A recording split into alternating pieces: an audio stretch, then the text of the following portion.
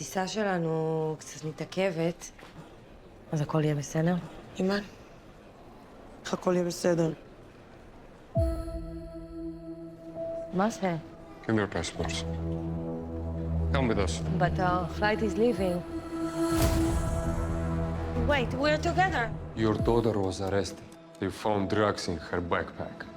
It's not possible. If you arrest her, then you also need to arrest me. Watch it! They aim to charge their daughter with drug trafficking. They're asking for 18 years. Really?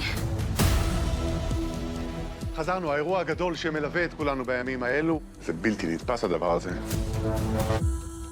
אני צריכה עזרה. אתה עוד עובד? בשב"כ אני... אולי.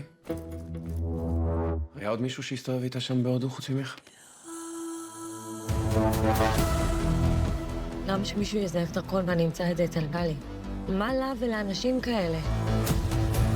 You don't want to know. Why are you so sure? Because this is how people get around is broken. אני יודעת משהו קריטי לביטחון מדינת ישראל. הייתם ביחד בצבא, לא? לא אמורה להיות פה, זה שטח פרטי. לא, אבל מה נעשה? כי אני יודעת שהיא עבדה בשביל... היא לא הקורבן של האנשים האלה, זה אני יכול להבטיח לך.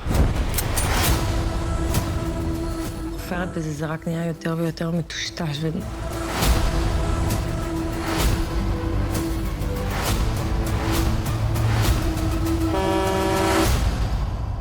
אמא זאת את?